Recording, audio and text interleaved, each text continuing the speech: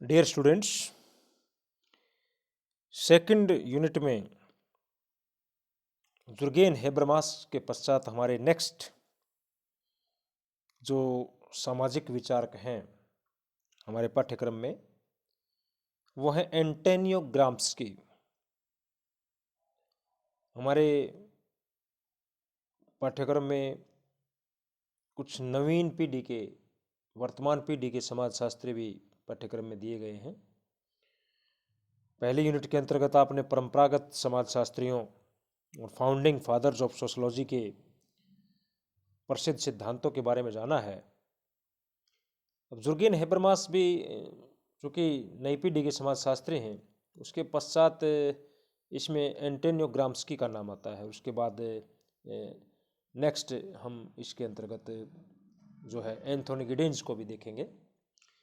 Antonio Gramsci का जन्म Sardinia द्वीप के एल्स में 22 जनवरी 1891 को हुआ था।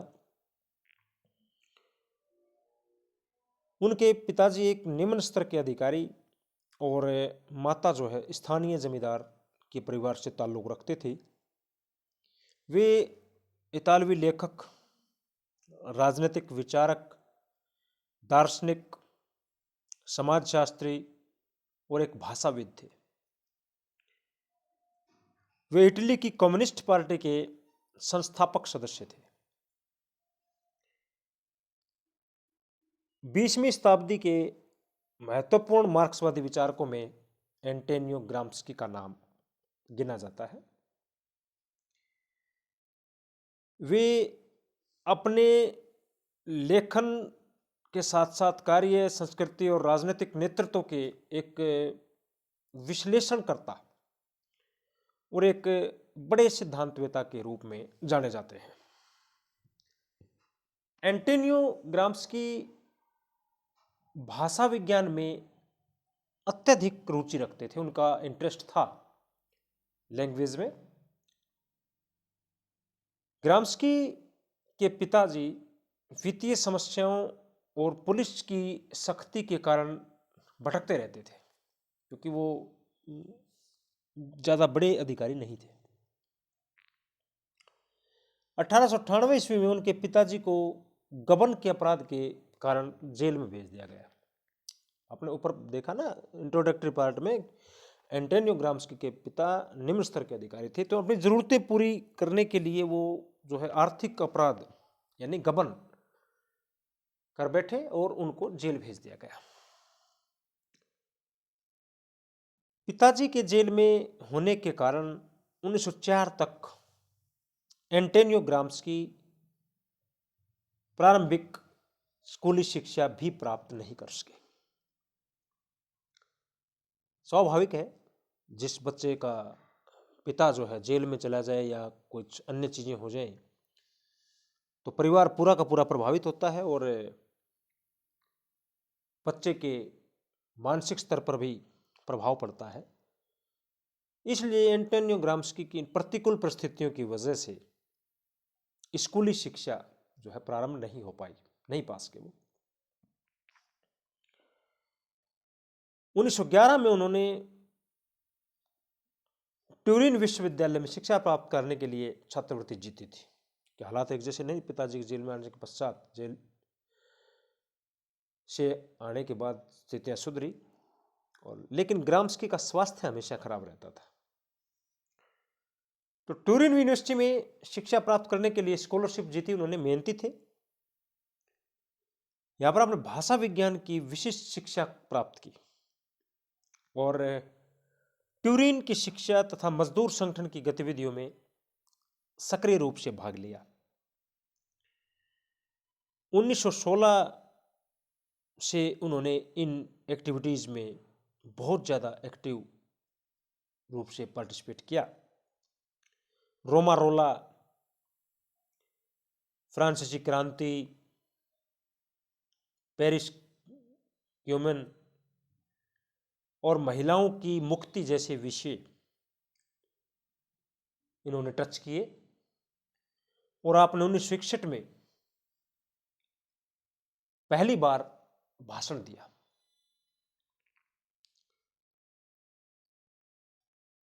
टॉपिक उनके फ्रांसीसी क्रांति, पेरिस क्यूमन, रोमा रोला, महिलाओं की मुक्ति जैसे जेंडर बेस्ड जो ऐसे टॉपिक्स में ज़्यादा रुचि होती थी। और 1922 में आप पार्टी के प्रतिनिधि के रूप में रूस की यात्रा पर भी गए। 1923 में आपने विवाह किया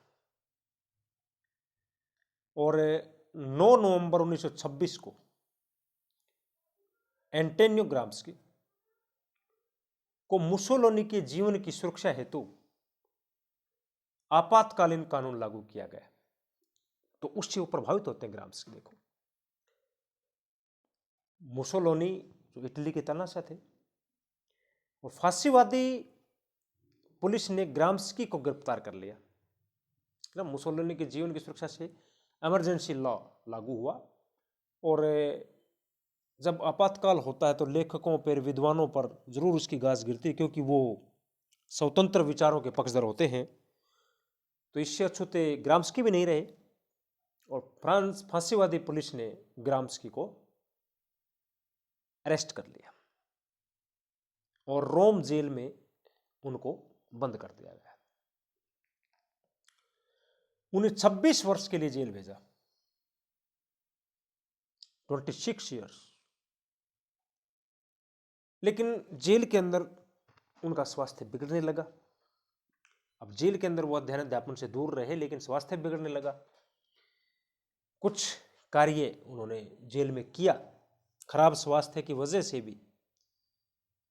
भाई, जेल में जो बड़े लोग, विचारक लोग, थिंकर लोग जाते हैं तो अक्सर जेल के अंदर बैठे बैठे पुस्तकें लिख देते हैं। ग्राम्स्की ने भी किया। स्वास्थ्य बिगड़ने की वजह से उनको 1934 में जेल से छोड़ दिया गया। और लेकिन जेल से छोड़ने के बाद भी वो पूर्ण रूप से स्वस्थ नहीं हो पाए और 1937 में एंटोनियो ग्राम्स्की की मृत्यु हो गई। जब वो जेल में थे, एंटोनियो ग्राम्स्की को जब सजा हुई, जब वो जेल में थे, तो उन्होंने वहीं पर अर्थात जेल में तत्कालीन समाज के बारे में अपनी फुटकर टिप्पणियां लिख डाली।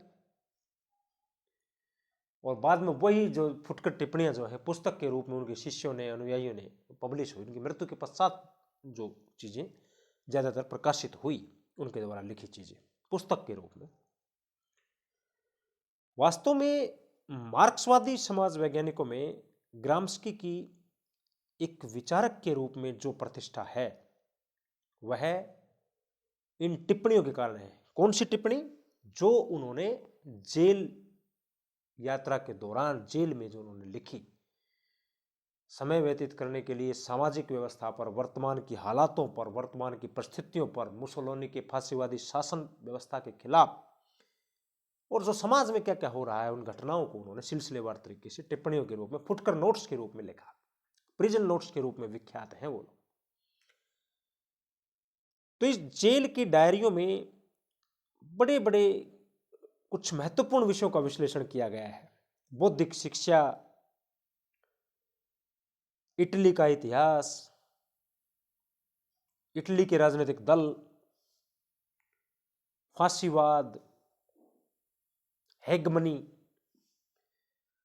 नागरिक समाज, फ्रायडवाद, ऐसे इन विचारों को इन्होंने टच किया और फुटकर नोट्स के रूप में, यानी कि कह सकते हैं आप डायरी इन्होंने लिखी जेल में।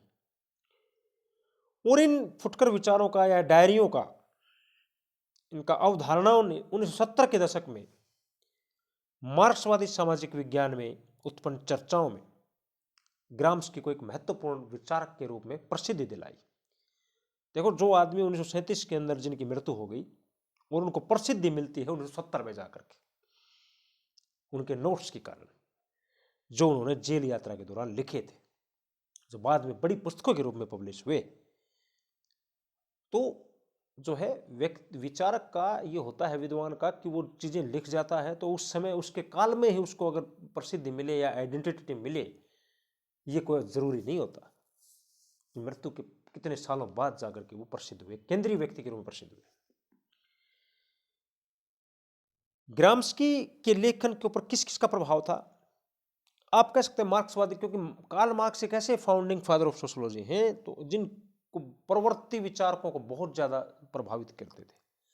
यद्यपि ग्राम्स्की ने किसी क्लासिकल ग्रंथ की रचना नहीं की थी, उन्होंने तो डायरियां लिखी थी जेल में, तथापि उनके लेखन ने आधुनिक मार्क्सवादी विचारधारा को बहुत अधिक प्रभावित किया। निकोस पोलेटोज ने उनके विचारों पर राजनीतिक समाजशास्त्र का विकास किया, यानी कि पॉलिटिकल सोशोलॉजी। इसके पश्चात कई अन्य लेखकों ने ग्राम्स्की के विचारों को विमर्श विश्लेषण, डिस्कोर्स एनालिसिस के साथ जोड़ा है, बहुत से विद्वानों ने। एंटोनियो ग्राम्स्की कौन सी रचनाएं जो प्रसिद्ध मानी जाती हैं, वो 4-5 रचनाएं हैं जिनको बाद में पुस्तक का रूप दिया गया और जिनकी वजह से उनको बाद में प्रसिद्धि भी मिली।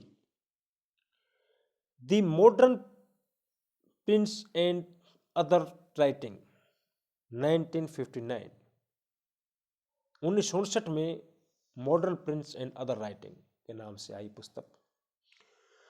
1971 में selection from the prison notebooks, ये 1971 में, यानी कि 2 वॉल्यूम के अंदर ये आई थी prison notebooks. Selection from the prison notes जो वॉल्यूम नंबर 1 और selection from the political writing volume number 2, ये एक बहुत बड़ी जो पुस्तक है जिसकी वजह से प्रसिद्धि मिली थी, वो एकमात्र पुस्तक ये थी प्रिजन नोटबुक्स। प्रिजन नाम क्योंकि जेल में लिखी गई थी सारी चीजें। प्रिजन नोटबुक्स जो है वॉल्यूम 1 और 2 में 1971 और 77 में पब्लिश हुई। The antonyms of Antonio Gramsci, antonyms of Antonio Gramsci 1976 में एंडरसन पेरी ने एडिटेड किया, इसको संपादित किया। तो इस तरह से एंटोनियो ग्राम्स्की जो है एक ऐसे बौद्धिक, ऐसे बड़े विचारक थे जिन्होंने तत्कालीन सामाजिक व्यवस्था पर, तत्कालीन सामाजिक परिस्थितियों पर अपने खुल करके स्वतंत्र विचार रखे और जिनको मृत्यु के काफी लंबे समय पश्चात आइडेंटिटी मिली, पहचान मिली, और वो एक इटली के एक बड़े विचारकों में शुमार हुए। Thank you.